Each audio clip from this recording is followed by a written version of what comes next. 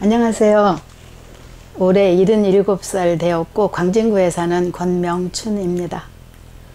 예, 어디 뭐 불편하셨나요? 어떻게 뜸사랑을 오시게 되셨습니까? 예, 제가 나이가 좀 있다 보니까 한 1, 2년 전부터 이렇게 오른쪽 무릎이 좀 시큰해 가지고요.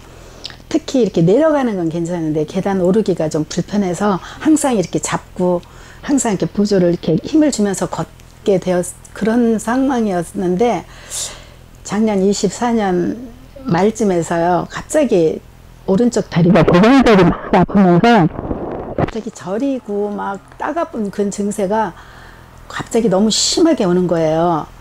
그래서 이제 집 근처에 있는 정형외과를 갔습니다. 가서 CT를 찍으니까 이제 협착증이라는 거하고 이제 바로 이제 주사로 치료를 받게 되었어요. 그리고 한 번 받았는데도 전혀 물리치료도 받고 했는데 전혀 뭐 조금도 뭐 호전이 될 기미가 없이 더 마구마구 아프니까 이제 정신이 하나도 없더라고요. 그래서 이제 두 번째 의사 선생님이 오라고 그래서 가는 날 그게 12월 2일이었어요. 눈이 엄청 많이 와서 미끄러운 데다가 힘이 없었는지 이렇게 마지막 계단에서 힘이 없어서 넘어지면서 골절상을 발등에 골절을 서너 군데를 입었어요. 그래서 이제 병원도 못 다니고 그대로 침대에 누워서 서너 달을 이제 낫기를 바랬잖아요. 기부스를 했어 있었나요? 예? 기부스를 했어. 그렇죠. 기부스도 하고 이제 반기부스 같이 해서 이제 집에서 움직이지 못하고 화장실 가는 것밖에 못 갔으니까요. 근데 그때도 화장실 갔을 때 고관절이 너무 아파서 앉아 있을 수가 없고 식사할 때 앉아 있을 수가 없고요. 이제 그게 되게 힘들었지만 거의 누워 있으니까 그래도 이제 그 저림 증세는 견딜 수 있었어요.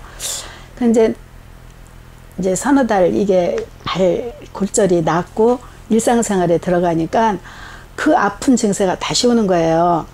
너무 아프고 막 뭐라 그럴까 바늘에다가 불 붙인 것 같이 막 찌르는 것 같이 온 다리가 전체 아파서 정신을 못 차리겠어요. 그래서 다시 좀 큰 병원으로 가자 해서 강남에 있는 큰 정형외과를 갔어요. 거기서 MRI를 2번을 찍고 고관절이 아니라 저기 디스크 파열에 협착증이 척추 협착이 4곳이 있다고 그러면서 바로 시술을 하자고 그래요.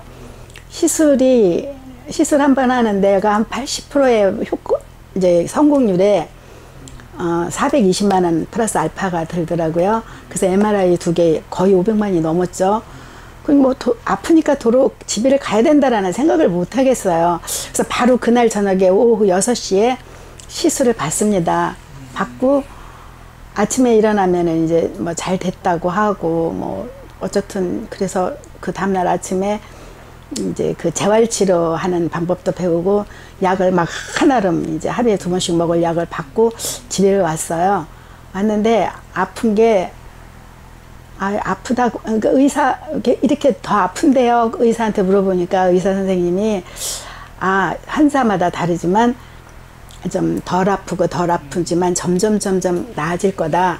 그래서 이제 그게 이제 정말 믿고 집에 왔는데 웬걸요 뭐 일주일 열흘까지 이게 점점 더 아파갖고 처음이랑 똑같이 아파요. 그래서 전화를 하니까 거의 마비 증세가 오면 와라 그렇게 말을 해야 병원에서 근데 이미 마비 증세가 왔는데요. 그러니까 이제 수술밖에 없겠구나. 근데 옛날에 한의원에서 이 나이에는 고관절 이쪽으로는 수술하지 말아라 절대로 이런 게 이제 각인이 되어 있어서 어떡하지 수술까지 그리고 시술도 너무 아파요. 너무 아파서 모르겠어요. 저는 막 4군데 5군데가 아파서 더 아팠는지 막 정말 죽겠더라고요. 근데 그 옆에 나랑 같이 입원했던 분도 똑같이 했는데 그분도 아프다고 그러더라고요. 정말 시술하는데 이렇게 아플 줄 몰랐다고 벼락불 맞는 것 같이 그렇게 아팠어요. 그래서 그것도 무섭지만 또 수술을 받는다라는 것도 겁나고 그래서 고민을 하고 있는데 그때 마침 지인이 전화를 했어요. 전화를 해서 이제 내 상황을 듣고 옛날에 여기서 뜸을 맞고 그게 완전히 나았다라는 얘기를 들은 기억이 난다. 기다려라. 그리고 수소문을 해서 그분을 찾고 2분이나 만났대요. 그래서 저를 이곳으로 이제 오라 그래갖고 약속 시간을 정해서 이제 제가 택시를 타고 와서 그것이 4월 16일에 처음에 오게 되고 그때 김대현 교수님 만난 것이 저의 행운의 시작이었습니다. 아, 그러시구나. 그 뜸사랑에 오셔가지고 뜸을 떠봤더니 몸에 어떤 변화가 생겼습니까? 아, 예. 저는 여기 와서 저기 뜸사랑을 만난 것이 저의 남은 인생의 행운이었다고 생각합니다. 첫날 왔을 때는 너무 아파서 정말 기어서 왔다시피 했는데요. 첫날 저기 교수님 만나서 저를 보시더니 이렇게 아파하는 분은 처음 봤다. 너무 정말 심한가 보다. 그런데 걱정 말아라. 이거는 한 몇 번이면 이거 낫는다. 그렇게 말씀하시는데 이렇게 인자하신 표현, 이렇게 얼굴 모습이라든가 말씀하시는 게 되게 신뢰감이 갔어요. 그래서 첫날 치료를 받고 굉장히 열심히 해주셨는데 다 끝나고 나서 좀 어때요? 라고 물어보시는데 저는 어때요가 똑같이 아팠던 것 같고 근데 막상 일어나면 괜찮은 것도 같고 그래서 좀 나은 것도 같아요. 근데 잘 모르겠어요. 그러고 집에를 정말 다시 갔는데 그날 저녁에 더 아픈 거예요. 너무 아파갖고 정신이 없어서 교수님께 이제 전화를 다시 드렸죠. 왜 더 아파요? 그랬더니 그러면 다시 와라. 그래서 그 다음날 다시 또 택시를 타고 갔어요. 그래서 교수님께서 또 잘 해주시고 집에 왔는데 뭐 그날 저녁에는 이제 이 세상에서 제가 다 죽었다 싶을 정도로 아팠어요. 다리가 너무 아파서 누워가지고 이렇게 다리를 양손으로 이렇게 붙잡아서 가슴에다 올려놓고 필 수도 없고 올릴 수도 없고 옆으로도 못하겠고 이쪽도 못하겠고 그냥 나는 죽었다 그러면서 이 고관절에 무슨 신경이 마비가 돼가지고 이제 나는 인생이 끝이구나. 70, 80 넘어서 고관절이 안 좋으면은 왜 죽는다고 그렇게 들었거든요. 그래서 나는 인생이 여기서 끝나는구나 그러면서 인생이 포기가 되더라고요. 그래서 정말 눈물이 인생의 포기가 돼서 우는 게 아니라 아파서 울었어요. 아파서 눈물이 줄줄 흘렀어요. 그러니까 딸이 너무 걱정을 해갖고 막 엄마 이거 어떻게 병원 잘못 갔나 봐. 그래서 오히려 그 아픈 중에도 괜찮아. 이거 좀 잠자고 나면 날 거야. 그러고 오히려 위로해주는 처지가 되더라고요. 그리고 집에 다행히 저기 진통약이 있어서 한 3가지를 그냥 먹어버렸어요. 먹고 잠을 잤는데 아침에 일어나니까 다리를 쭉 펴고 되게 편안하게 제가 잠을 자고 있는 거예요. 어머나 내가 다리를 펴고 자고 있네. 어머나 내가 일어났네. 엄마 너무 감사하는 게 나도 모르게 막 이렇게 성화를 걷어요. 그리고 일어나서 그런데 항상 이렇게 누워있을 때는 제일 편하다가 일어나서 걸으면 이제 그게 한 5, 6초 지나면 와글와글 이렇게 저리거든요. 그럼 어떡하지 그러면서 일어났어요. 일어나서 이렇게 방문을 걸어서 한 5발자국 가니까 아닌 게 아니라 다시 막 그 예상대로 막 다리가 저려요. 그래 이거 아무것도 아니었네. 어떡하지 엄마 다리가 저려 어떻게 하고 이렇게 서 있는데 그게 한순간요 스르르르르 없어져요. 너무 좋아가지고 다리를 이렇게 거실을 막 걸었어요. 걷고 갑자기 생각나는 게 빨래가 세탁기에 이렇게 있는 것 같아. 그래서 애들한테 미안하잖아요. 그래서 세탁기 다 돌리고 설거지를 막 하고 그럴 때 제가 일상생활에 찬물을 막 뜨거운 물 하면서 설거지 한다라는 게 얼마나 행복했는지요. 보통은 청소하고 빨래하고 설거지 하는 게 제일 싫잖아요. 근데 그날은 정말 너무 행복하게 했어요.